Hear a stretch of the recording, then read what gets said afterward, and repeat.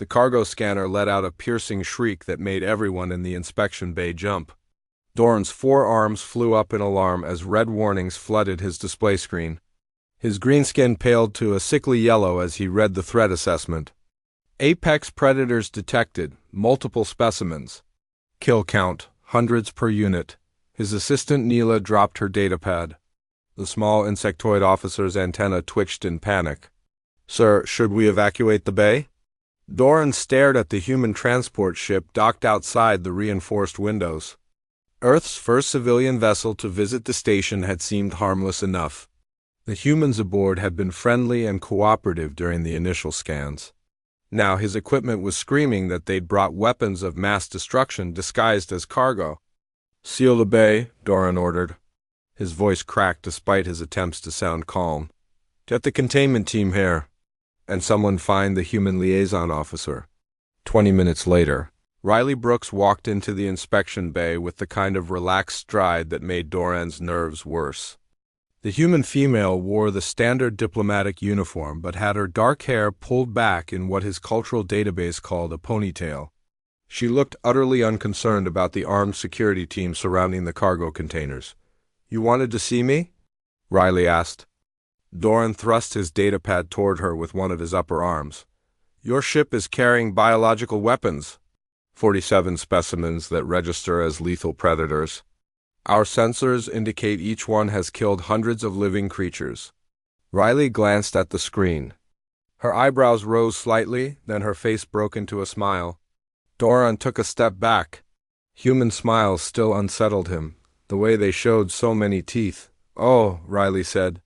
"You found the cats?" "Cats?" Doran repeated the word carefully. His translator struggled with it.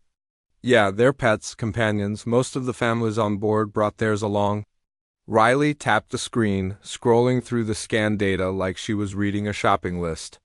"Looks like you've got readings on Whiskers, Socks, Princess Fluffington." "Yep, that's about right." Neela made a choking sound.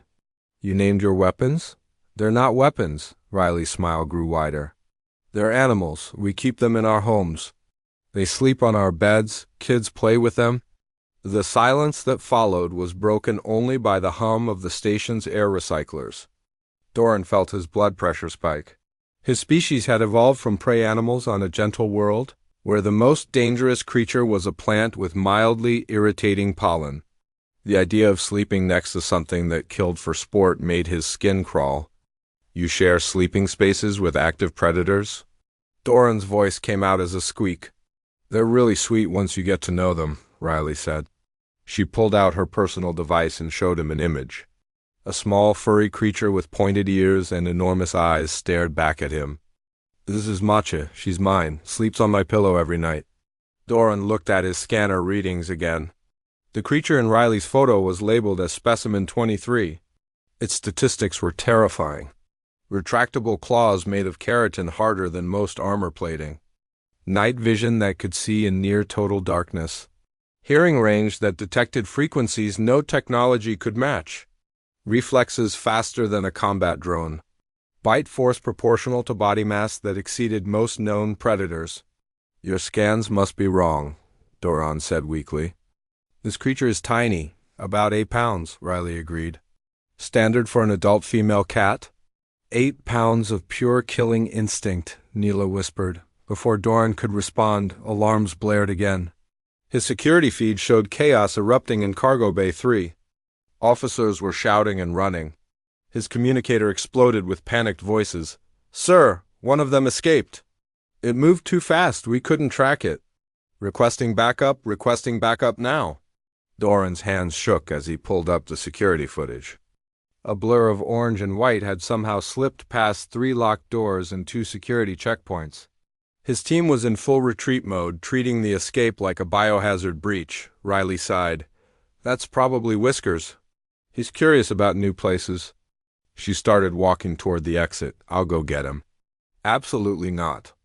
Doran blocked her path with all 4 arms spread wide. "That creature is loose in a populated area. We need containment specialists, stun weapons, protective gear. You really don't." Riley gently moved past him. "Trust me, I've been catching cats since I was 5 years old." Doran and his entire security team followed Riley through the station corridors at what they hoped was a safe distance. The human woman walked casually, occasionally calling out, "Whiskers, here kitty kitty," in a sing-song voice that seemed wildly inappropriate for hunting a deadly predator. They found the creature in the station's central atrium. Doran's breath caught in his throat. The beast lay sprawled across a bench in a patch of artificial sunlight streaming through the large windows. Its orange and white fur rose and fell with steady breathing. As they approached, it opened one eye, made a sound like a small engine rumbling, and stretched. "There you are, you troublemaker," Riley cooed. She walked right up to the predator and scratched behind its ears. The creature pushed its head into her hand and the rumbling sound grew louder. "What is that noise?" Nyla asked from behind Doran's legs. "Purring," Riley said. "It means he's happy." She scooped the cat up in her arms. It immediately curled against her chest, still making that strange mechanical sound. "See? Harmless?" Doran watched in horror as the creature's eyes closed and it appeared to fall asleep in Riley's arms. Nothing about this made sense. His scanners insisted this was an apex predator. His eyes showed him something that looked soft and peaceful. His brain couldn't reconcile the two facts. "This requires a council meeting," Doran said finally. "The Galactic Council needs to know about this immediately." Riley nodded while Whiskers purred contentedly in her arms. "Sure thing. Should I bring Matcha to the presentation? She's very photogenic." Doran's answer was to faint dead away. All four arms sprawling across the atrium floor, Neela looked at the unconscious security chief, then at the human cradling a killing machine like it was a baby, then back at her boss. "I'm calling my therapist," she muttered. The council chamber held representatives from 214 species. Riley stood at the center podium, trying not to laugh at the absurdity of it all. Above her head floated a massive holographic display showing Earth rotating slowly. Bright red text flashed Class 9 Deathworld across the image. "Officer Brooks," began Counselor Tilsa, her insectoid features clicking nervously, "please explain to this assembly why your species brought predatory animals into civilized space." Riley pulled up her prepared presentation. "With respect, Counselor, cats aren't unusual for Earth. They're actually on the gentler side of what we live with." Murmurs rippled through the chamber. Several delegates activated their translation devices. Certain they'd misheard, Riley expanded the holographic display. Images of Earth's wildlife appeared in a grid. "This is a dog. We keep approximately 500 million of them as companions. They're descended from wolves." She moved to the next image. "This is a horse. Humans ride them for fun. They weigh about half a ton and can kick hard enough to break bones." Another image. "This is a cow. We domesticated them for milk and meat. They kill about 20 humans per year, mostly by accident." Counselor Grant, a thin gray being with massive eyes, leaned forward. "You're telling us you surround yourselves with deadly creatures voluntarily?" "We don't think of them as deadly," Riley said. "They're just animals. We've lived alongside them for thousands of years." "Show them the geese," someone muttered from the human observer section. Riley tried not to smile. "What's a geese?" asked Tilsa. Riley pulled up footage. The council chamber watched in stunned silence as a white bird with an orange beak chased a full-grown human man across a park. The man was screaming. The bird was honking aggressively. "That's a goose," Riley explained. "They're very territorial. Most humans are more afraid of them than they are of cats or dogs." "But your scanner said the cats were apex predators," Doran spoke up from his seat in the security section. He'd recovered from his fainting spell but still looked shaken. "They've killed hundreds of creatures." "Mice mostly," Riley said. "Also birds, insects, sometimes small reptiles. Cats are natural hunters. That's why our ancestors appreciated them. They kept rodents away from our grain stores about 10,000 years ago. The relationship just evolved from there." She pulled up a video of a cat playing. The creature batted at a toy on a string, pouncing and rolling. "We find their hunting behaviors entertaining. We even encourage it with toys." Counselor Tilsa stood up abruptly, swayed, and sat back down. Her antennae were rigid with shock. You train them for combat? Her voice came out high and strained. No, we play with them, Riley said patiently. It's fun. For us and for them. Cats are independent creatures. They choose to live with us. We don't control them. They just like our company and we like theirs. The chamber erupted in overlapping voices. Arguments broke out between delegates. Several species who had evolved from prey animals began demanding that humans be quarantined. Others argued that banning cats would violate the Free Species Movement Act. A few enterprising traders were already calculating the potential profit in selling cats as security systems. Order! The head counselor's voice boomed through the chamber. We will take a short recess to... A soft thump interrupted him. Every eye in the chamber turned to see a small gray cat sitting on the central podium. It had appeared from seemingly nowhere. The cat looked around at the assembled delegates, yawned widely showing all its teeth, and began grooming its paw with complete indifference to the chaos around it. That's Mocha, Riley said, fighting back a laugh. She must have followed me from my quarters. Machi finished cleaning her paw and jumped down onto the council floor. She walked directly to Doran and rubbed against his legs, purring loudly. The security chief froze like a statue. What is it doing? Doran whispered. She likes you, Riley said. That's how cats show affection. They rub their scent on people they trust. Machi continued weaving between Doran's legs, her tail held high. The purring sound filled the chamber. Slowly, carefully, Doran reached down with one hand and touched her back. The fur was impossibly soft. Machi arched into his touch and purred louder. It's so small, Doran said softly. And warm. Other delegates began to approach carefully. Macha, sensing an audience, rolled onto her back and stretched out fully. Her white belly was exposed, her paws tucked in the air. Several council members gasped at what looked like a vulnerable surrender pose. Is she submitting? Asked Counselor Grant. She's asking for belly rubs, Riley said. Though I should warn you, it's sometimes a trap. She might grab your hand and kick it with her back feet. But she won't use her claws. Grant reached out tentatively. Machi grabbed his hand with her front paws and began the predicted bunny kick motion. But her claws stayed retracted. Her bite was gentle, more play than aggression. The counselor's face went through several expressions before settling on confused delight. This is the most contradictory creature I've ever encountered, Grant said. That's cats for you, Riley agreed. They're predators who choose to be gentle. Hunters who prefer to nap. Completely independent but also deeply affectionate. They don't make sense by any logical standard. That's why humans love them. The council session continued for another 3 hours. By the end, they'd established the predator-companion protocols. Cats would be allowed in galactic space, but owners had to register them and ensure they were properly contained during travel. There would be educational programs to help other species understand cat behavior, and any aggressive incidents would be reviewed on a case-by-case basis. Data gets filed out. Many stopped to pet Machi one more time. The cat accepted their attention like a queen receiving tribute, purring and rubbing against anyone who approached. Doran stood next to Riley, watching the scene. I still don't fully understand, he admitted.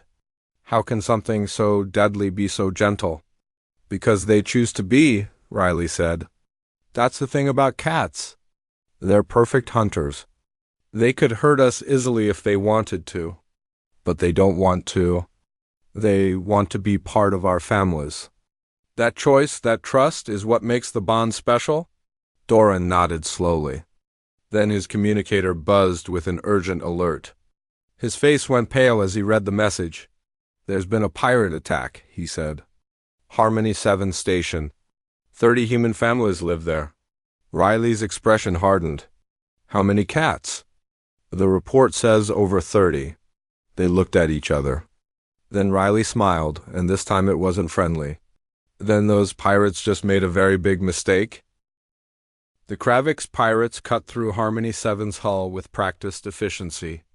Captain Soar watched his boarding teams flood into the residential sections, confident this would be an easy raid. His research said the station housed mostly human families. Soft targets. Deathworlders who relied on their technology rather than their bodies. Secure Block C, Soar ordered through his communicator. Take the humans alive. They'll fetch good prices at the frontier markets. His team leader's response came back quickly. Too quickly. And the voice sounded wrong.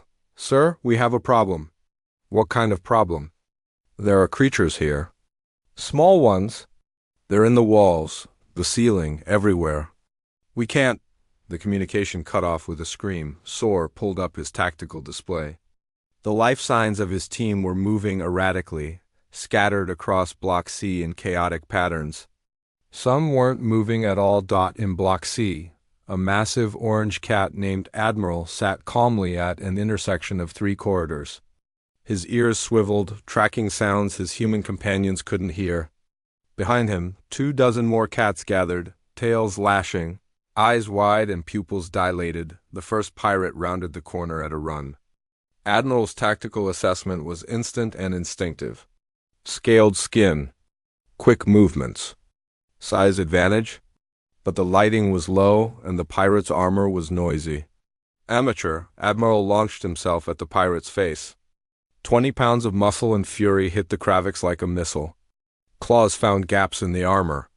Teeth found soft tissue.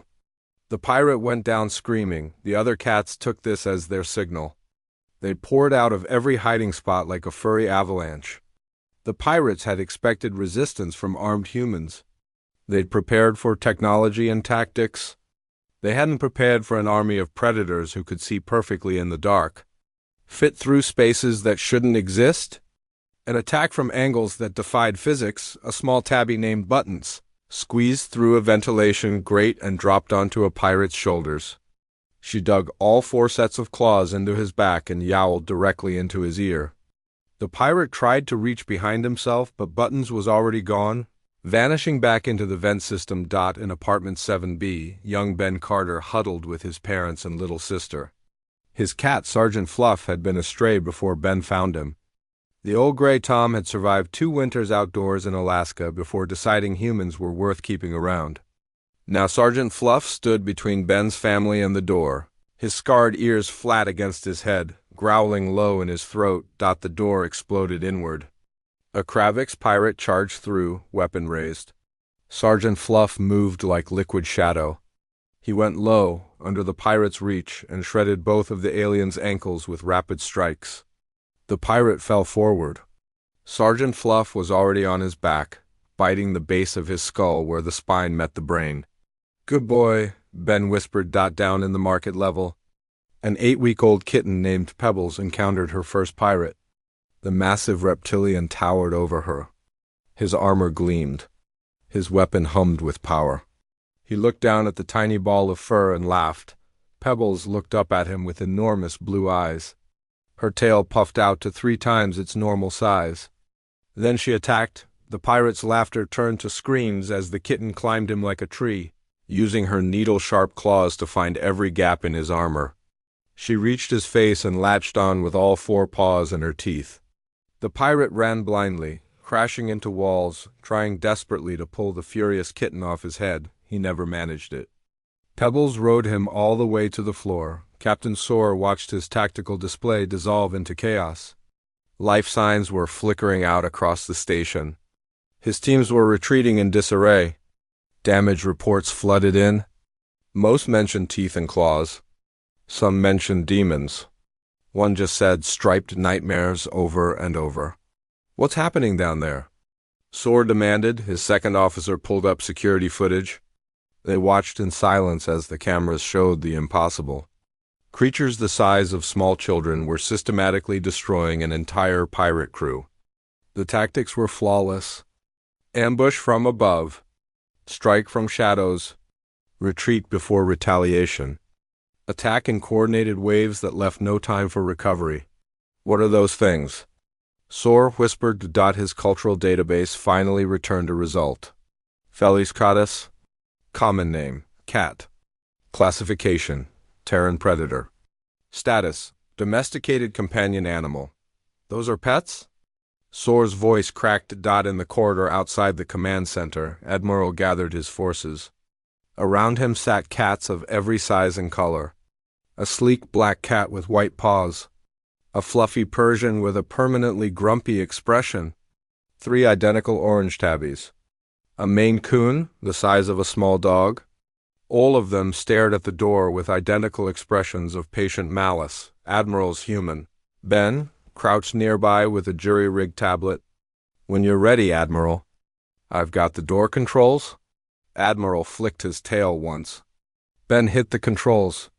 The door slid open. The pirates inside the command center had exactly 3 seconds to scream before the cats poured in. Station security arrived 20 minutes later. They found pirates tied up with cargo netting, most of them crying. Some were curled in fetal positions, muttering about devils with whiskers. Others just stared at nothing, their minds broken by what they'd experienced. In the middle of the docking bay, a tiny calico cat sat on top of an unconscious pirate's chest. She was calmly grooming her paw. When the security team approached, she looked up at them, meowed once, and went back to her bath. Admiral found Ben in the aftermath. The big cat rubbed against the boy's legs, purring loudly. Ben scratched behind his ears. "You're going to be famous," Ben said. "The cat who defended a station." Admiral just purred louder. Fame didn't interest him. He had his territory. He had his humans. Some foolish reptiles had threatened both. The outcome had been inevitable. Across the station, cats returned to their homes. Some carried trophy pieces of pirate armor. Others just wanted dinner and a nap. Most found their humans and demanded attention, accepting praise and treats as their natural due. In the security office, the shift commander compiled her report. She attached the footage and added a single note at the bottom. "Recommend updating threat. Assessment protocols for stations housing Terran felines." Captain Soar's ship fled into hyperspace. In his personal log, he made one final entry before heading to the medical bay: avoid all human settlements. Not because of the humans, because of what they live with. The log was discovered 3 days later when the Galactic Council raided the pirate base. It went viral within hours.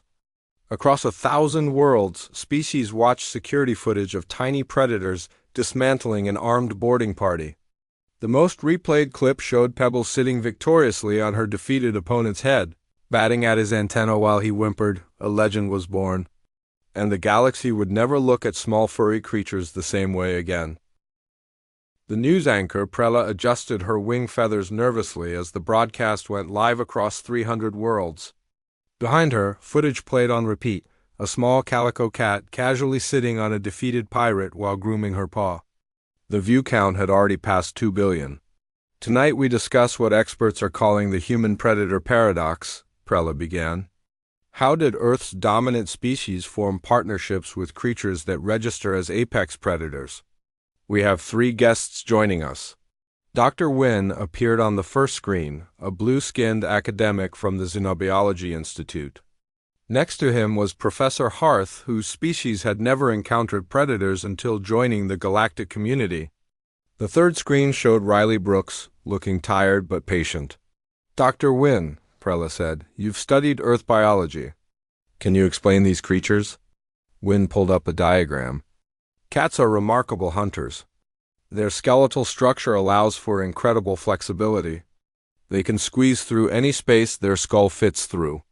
Their eyes have a tapetum lucidum, a reflective layer that gives them superior night vision.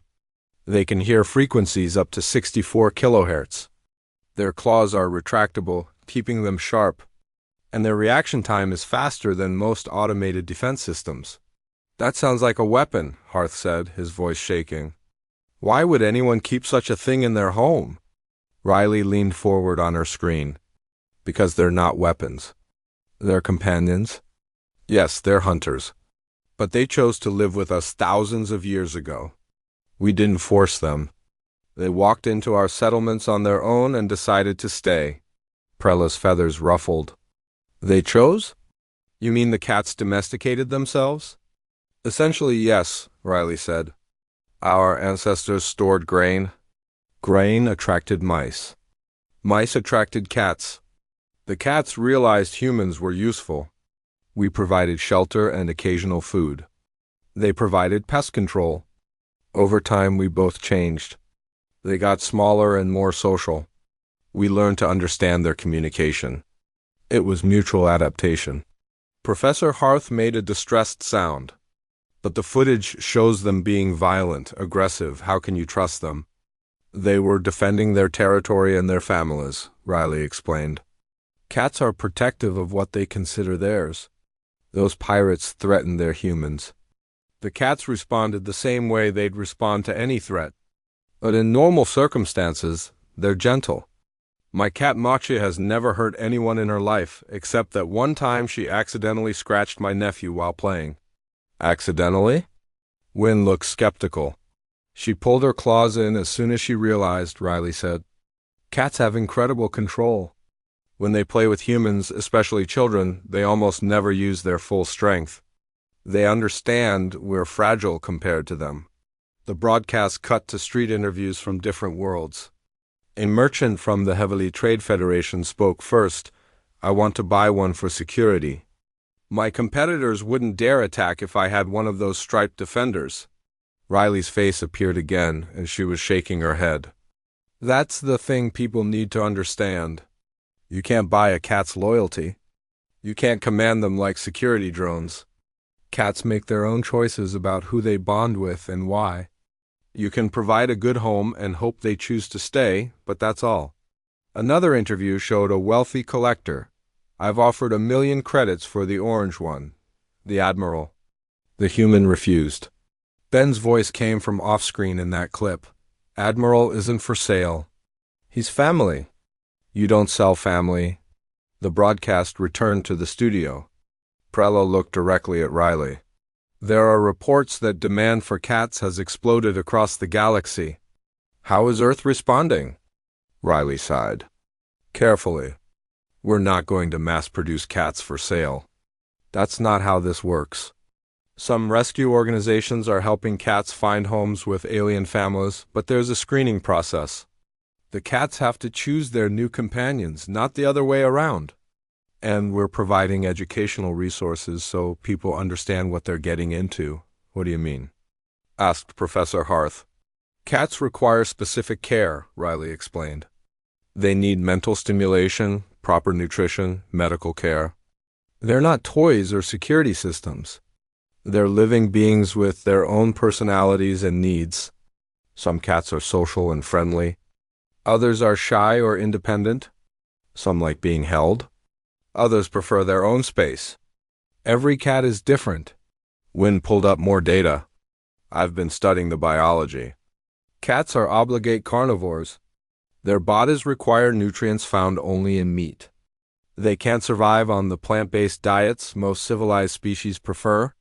That's correct, Riley confirmed. Anyone who wants to care for a cat needs to provide appropriate food, which means access to meat products. Harth looked horrified. So we'd have to support the meat industry to care for these creatures? Or use synthetic meat, Riley said. We've been developing better alternatives for years. It works fine for cats? But yes, they need protein. That's non-negotiable. The show continued for another hour. Viewers called in with questions. How big do cats get? How long do they live? Can they be trained? Do they understand language? Riley answered each patiently, often bringing up images or videos to demonstrate. One caller asked, "Why do humans find them cute?" I've seen the footage. They're clearly dangerous. Riley smiled. That's the thing. Danger is relative.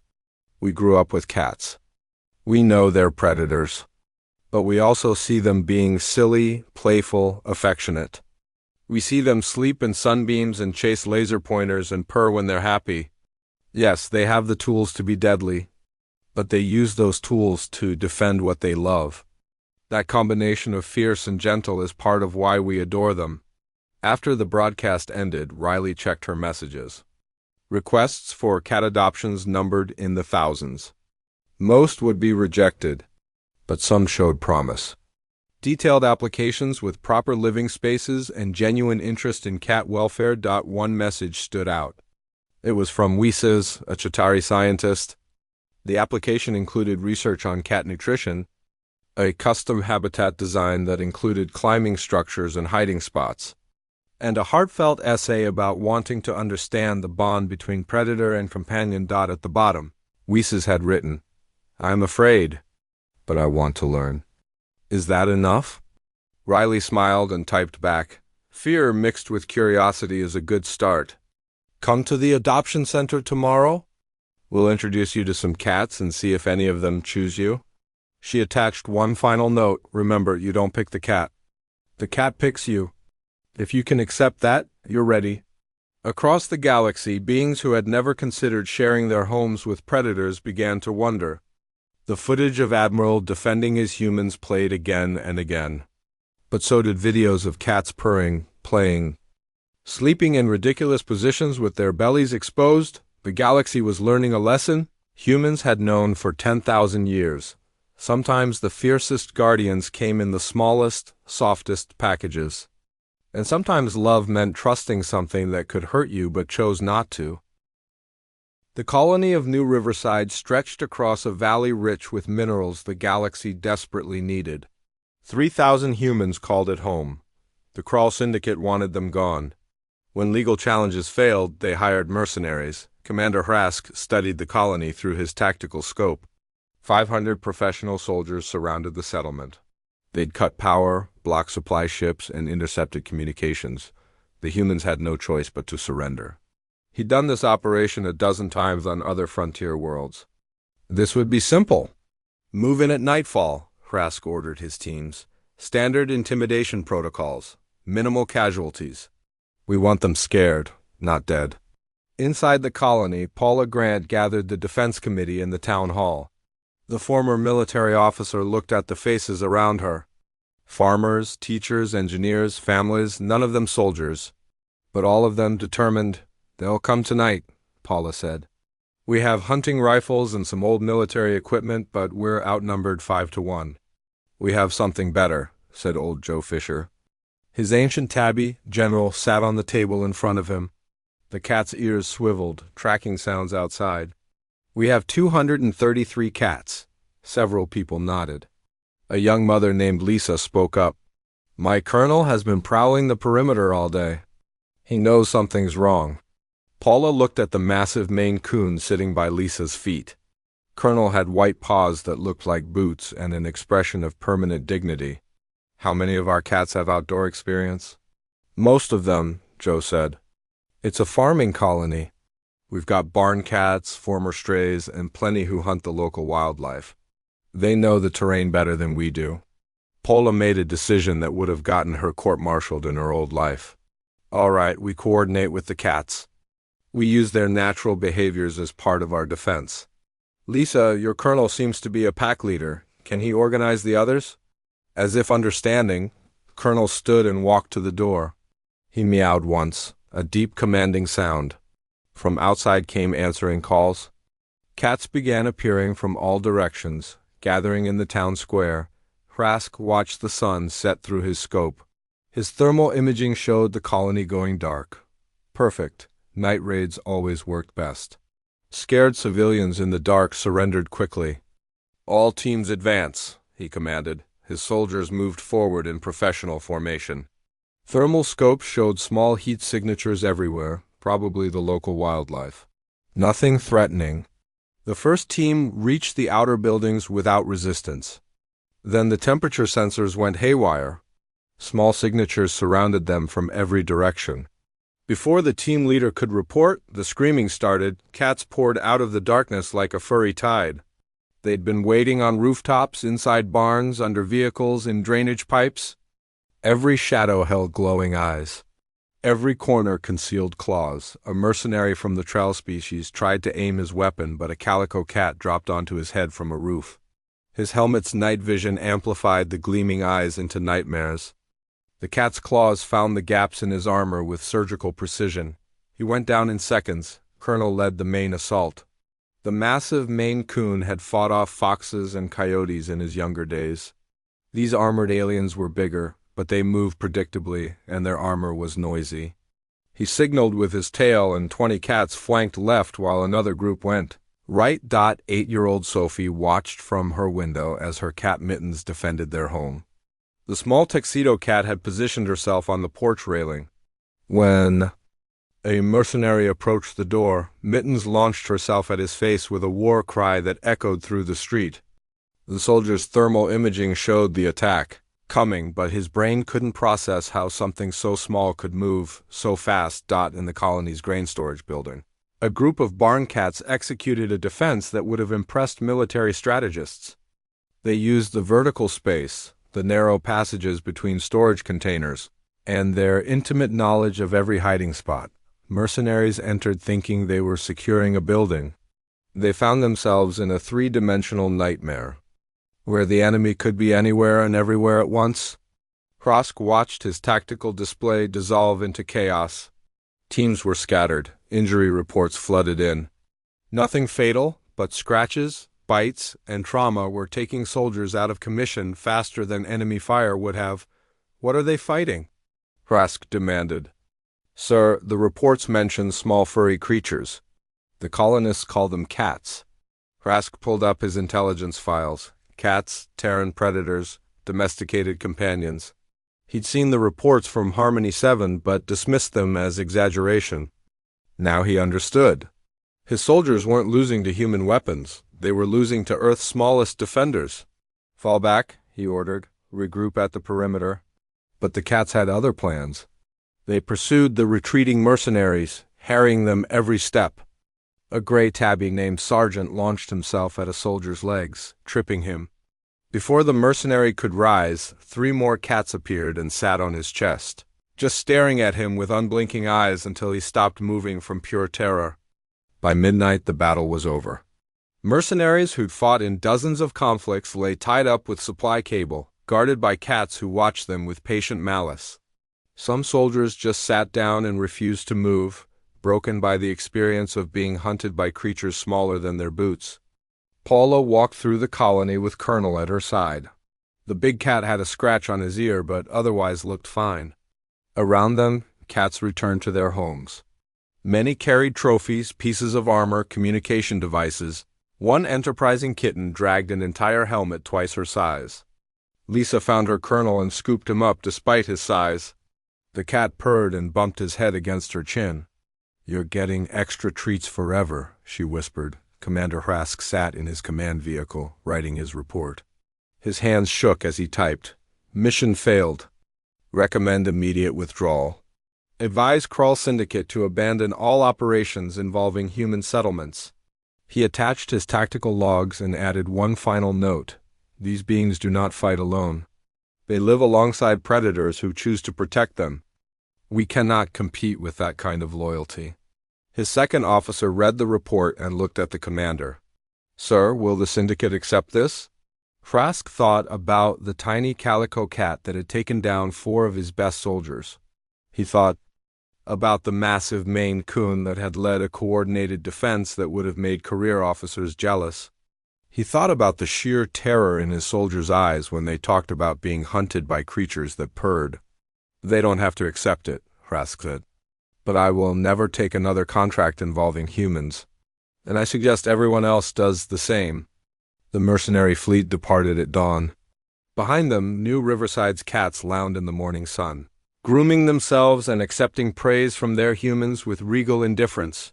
Colonel sat on the town hall steps, surveying his territory. His humans were safe, his fellow cats were unharmed. The invaders had learned their lesson. It had been a good night's work. Now it was time for breakfast and a proper nap in his favorite sunbeam. Life in the colony returned to normal within days. But the story spread across the galaxy at light speed. Another human settlement defended by Earth's murder Mittens. Another group of professional soldiers sent running by creatures that weighed less than most people's boots. The legend grew stronger. 1 year after the New Riverside incident, Doran stood in front of a classroom filled with security trainees from 50 different species. The holographic display behind him showed a cat's face, magnified to fill the entire screen. Some students leaned forward with interest. Others leaned back nervously. "Welcome to understanding Terran felines," Doran began. "Or as the humans call it, cat basics. I'm your instructor because 1 year ago I fainted at the sight of my first cat. Now I'm considered the galaxy's leading expert on them. Life comes at you fast." Nervous laughter rippled through the class. Doran advanced his presentation. Lesson 1. Cats are not pets in the traditional sense. They're companions who choose to live with other species. You cannot buy their loyalty. You cannot command their obedience. You can only earn their trust. A Trell student raised a clawed hand. "But the reports say they're effective defenders. Can we hire them for security?" "No," Doran said firmly. "Cats defend what they consider theirs. If a cat decides your family, it will protect you. But that's the cat's choice, not yours. The moment you try to treat a cat like a tool or weapon, you've lost any chance of forming a bond." He pulled up footage from the past year. Cats had spread across the galaxy through what humans called the cat distribution system. They appeared in unexpected places, chose unexpected companions, and formed bonds that defied logic. Whis the Chitauri appeared on screen. A tiny kitten named Science perched on their shoulder. The insectoid researcher had been terrified of cats initially. Now they were inseparable. Science attended lectures, slept in Vis's lab, and had somehow learned to operate the treat dispenser by herself. "This is what I mean by choice," Doran said. Science chose Whis, not because Whis is strong or rich or powerful, but because Whis was patient, curious, and respectful. Those are the qualities cats value. Another clip showed the Harmony 7 station. Admiral had become a celebrity but still lived with Ben and his family. The big orange cat spent his mornings greeting station visitors, his afternoons napping in the botanical garden, and his evenings playing with Ben's younger siblings. "Notice Admiral's routine," Doran pointed out. "He's not on duty. He's not being deployed. He's living his life. But if someone threatened his station or his humans, we've seen what happens." A student from a herbivore species spoke up quietly. "Professor, I'm afraid of predators. Is it wrong to want a cat anyway?" Doran smiled. "I was terrified too. But fear based on respect is different from fear based on misunderstanding. Cats are predators, yes, but they're also capable of incredible gentleness. The key is understanding their communication and respecting their boundaries." He showed a video of proper cat interaction. Slow blinks for trust. Respecting when a cat walks away. Understanding that purring means contentment, that tail position indicates mood, that ear position shows alertness or worry. "Cats are complex creatures," Doran continued. "They're independent but also social. They're hunters but also playful. They're fierce but also affectionate. Humans understood this 10,000 years ago. We're still learning." After class, Doran returned to his office. Waiting on his desk was a small gray cat named Pepper. She'd appeared in the security department 3 months ago and decided Doran needed supervising. He scratched behind her ears and she purred, a sound he'd once found terrifying but now found comforting. Riley visited that afternoon with news. The Galactic Council had officially recognized cats as sapient adjacent, a new category created specifically for them. It meant cats had certain rights. They couldn't be bought or sold, couldn't be forced into labor, couldn't be harmed without severe legal consequences. "How are the adoption programs going?" Doran asked. "Better than expected," Riley said. Machi sat in her lap, completely at ease. "We've placed about 5,000 cats with alien families. The screening process is intense, but the success rate is high." "Most bonds are working out well? Most?" Doran noticed her careful wording. "Some people still don't understand," Riley admitted. "They want cats to be guard animals or status symbols. Those adoptions get rejected. But species like the Chitauri, the Pelthians, even some skeet families are forming genuine bonds. It's beautiful to watch." Doran thought about Pepper, who'd chosen his office out of dozens of options. "I still don't understand why she picked me." "Maybe she sensed you needed her," Riley suggested. "Cats have good instincts about that sort of thing." The door chimed. A nervous Trell student entered, the one who'd asked about hiring cats for security. Up close, Doran could see the student was young, probably first year. "Professor, I wanted to apologize," the student said. "I asked the wrong question earlier." "What would be the right question?" Doran asked gently. "How do I become someone a cat would choose?" The student's voice was sincere. Riley smiled. "That's much better. The answer is, be patient, be kind, be respectful of their nature. Provide a good home. And then wait. If you're meant to have a cat in your life, one will find you." "The cat distribution system," the student said, nodding. "Exactly," Riley confirmed. Months passed. The galaxy adjusted to its new reality. Pirates avoided any station or ship displaying cat symbols. The symbols were stylized paw prints, and they meant protected. Proceed with caution. Criminal organizations updated their intelligence networks. No human targets became standard policy. It wasn't the humans they feared anymore.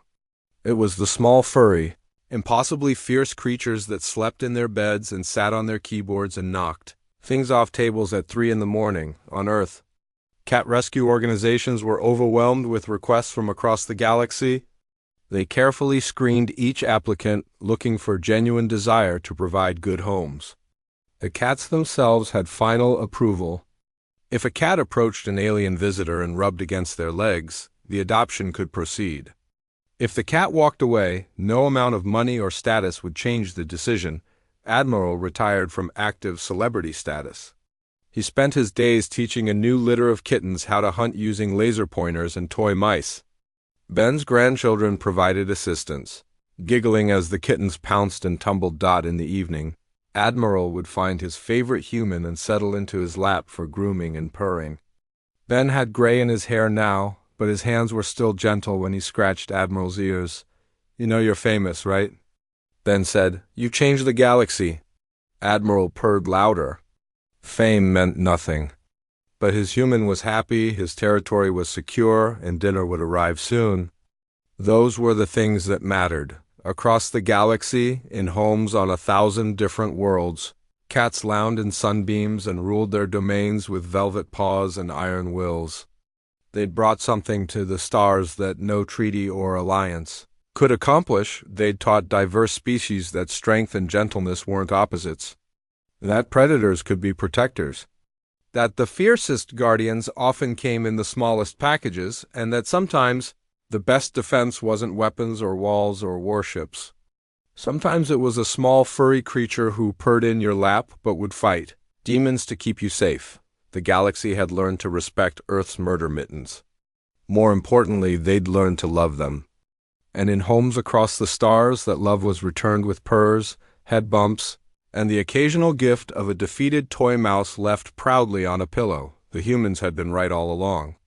Living with apex predators wasn't dangerous when those predators chose to be gentle. It was a privilege. And the galaxy was better for learning that lesson.